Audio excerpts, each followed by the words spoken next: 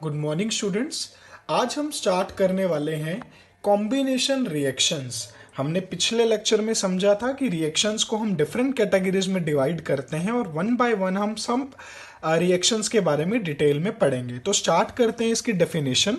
हमने कल की क्लास में भी पढ़ा था, कॉम्बिनेशन रिएक्शंस के अंदर एटम्स कंबाइन करते हैं और मॉलिक्यूल्स बनते हैं। रिएक्शंस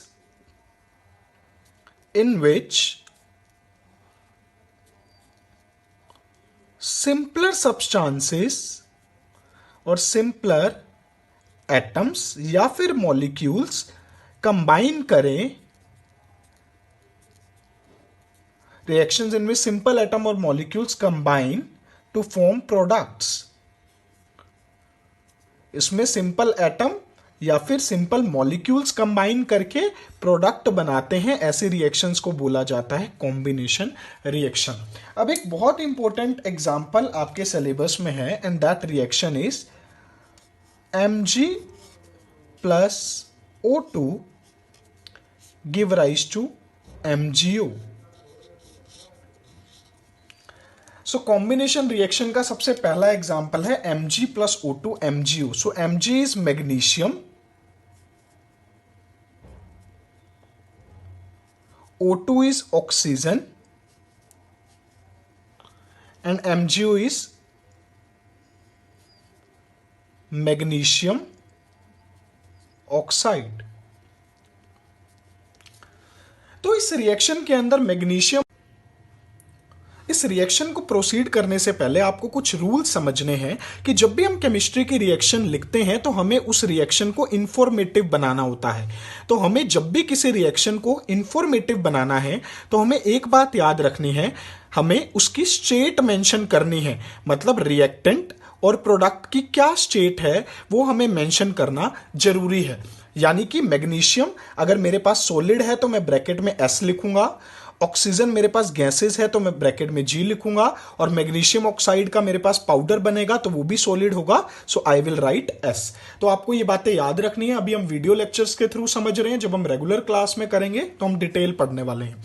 सेकेंड चीज, अगर कहीं पे हीट रिलीज होती है या हीट एब्जॉर्ब होती है तो आपको वो भी मेंशन करना पड़ेगा। यानी कि अगर किसी रिएक्शन में आप हीट दे रहे हो तो आपको हीट मेंशन करना पड़ेगा, या तो रिएक्टेंट साइड पे या प्रोडक्ट साइड पे। वो आपको पता चलेगा धीरे धीरे जैसे ये चैप्टर आगे बढ़ेगा।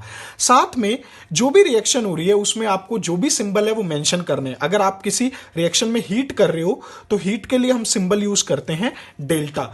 तो हम यहां पे डेल्टा यूज कर सकते हैं बिकॉज हम इससे पता चल जाएगा किसी को भी कि ऑक्सीजन की प्रेजेंस में मैग्नीशियम को बर्न किया जा रहा है या हीट किया जा रहा है, तो डेल्टा रिप्रेजेंट करता है बर्न करने को या हीट करने को। तो आपको ये सारे जो सिंबल्स हैं वो मेंशन करने हैं। तो इस तरीके से आप रिएक्शन को इंफॉर्मेटिव बनाते हो। एक रिएक्शन को बैलेंस करना आना चाहिए कि कितने एटम किस साइड पे।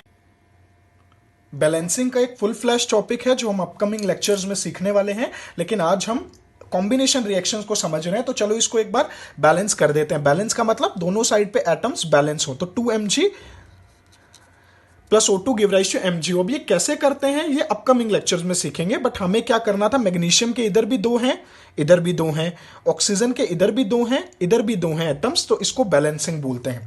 तो हम स्टार्ट करते हैं इसके ऊपर पूछे जाने वाला क्वेश्चन। देखिए इसमें क्या हो रहा है, मैग्नीशियम रिबन को, मैग्नीशियम आपको लैब में दिखाया जाएगा। मैग्नीशियम बेसिकली रिबन की फॉर्म में प्रेजेंट होता है। मैग्नीशियम रिबन को हमने बर्न किया ओपन एयर में, मतलब ऑक्सीजन की प्रेजेंस में जब बर्न किया तो मुझे क्या मिलने वाला है, राख मिलेगी, एशेज मिलेंगे in the form of magnesium oxide.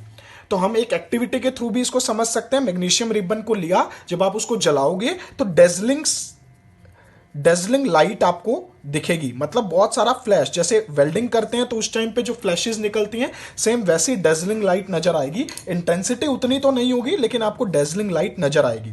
एक और क्वेश्चन पूछा जाता है कि जब भी मैग्नीशियम रिबन को आप बर्न करते हो तो उसको पहले रब किया जाता है सैंड पेपर के साथ, rubbed with sand paper. Why? अब देखो सैंड पेपर आपने सुना होगा, घर में रेगमार्क होते हैं, जैसे एक रफ सा पेपर होता है, तो मैग्नीशियम रिबन को पहले सैंड पेपर से रब किया जाना चाहिए। क्यों? इसका रीजन है मैग्नीशियम के ऊपर एक लेयर प्रेजेंट होती है।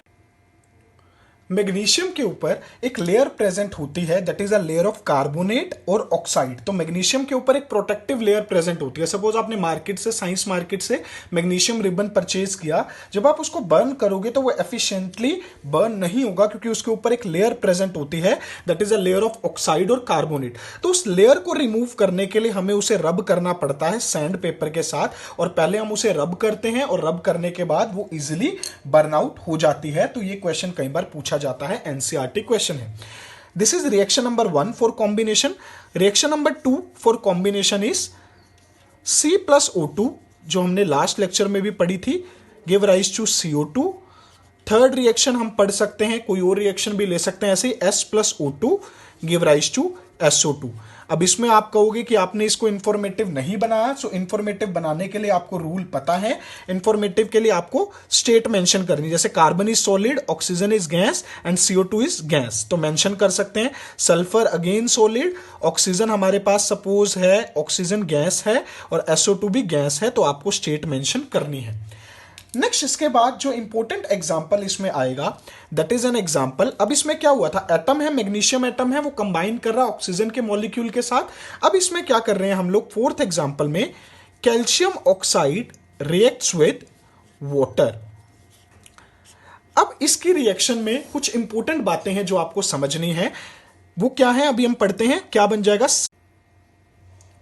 इस रिएक्शन के अंदर हमारे पास कैल्शियम ऑक्साइड, देखिए कैल्शियम ऑक्साइड का एक कॉमन नेम होता है क्विकलाइम। तो कैल्शियम ऑक्साइड को हम रिएक्ट करवाते हैं वाटर के साथ और हमारे पास बन जाता है कैल्शियम हाइड्रोक्साइड। इसका भी मैंने कॉमन नेम लिखा है, जिसको स्लेक्ड लाइम भी बोला जाता है। देखिए ये रिएक्शन आपने घरों में भी देखी होगी, जब व्हाइट वॉश होती है, तो ये व्हाइट वॉश के लिए इंपॉर्टेंट रिएक्शन है। जब भी व्हाइट वॉश होती है तो व्हाइट वॉश में कैल्शियम ऑक्साइड मतलब चूना जिसको बोला जाता है, उसको वाटर के साथ मिक्स किया जाता है और मिक्स करने पे कैल्शियम हाइड्रोक्साइड फॉर्म्ड होता है। आपने एक और चीज ऑब्जर्व की होगी, जब भी चूने को पानी में घोला जाता है, मतलब when calcium oxide is mixed with water, then the vessel become hot because heat release होगी as a product। साथ में हीट रिलीज होती है। अब हीट रिलीज होने का मतलब क्या है, ये रिएक्शन कैसी रिएक्शन कहलाएगी, एक्सोथर्मिक रिएक्शन। देखिए दो तरीके की रिएक्शन होती है, एक्सोथर्मिक रिएक्शन में हीट रिलीज होती है और एंडोथर्मिक रिएक्शन में हीट एब्जॉर्ब होती है। इस रिएक्शन में हीट रिलीज होगी और रिलीज होने के कारण जो वेसल होगा वो वेसल कैसा हो जाएगा, गर्म। तो एग्जाम में क्वेश्चन पूछा जाता है, when quicklime is treated with, when quicklime is mixed with water, when the why the vessel become hot. तो वेसल गर्म इसलिए होता है बिकॉज ये पूरी रिएक्शन कैसी है, एक एक्सोथर्मिक रिएक्शन है। और एक्सोथर्मिक रिएक्शन में क्योंकि हीट रिलीज होती है और जिन रिएक्शन में हीट रिलीज होती है उसमें वेसल हॉट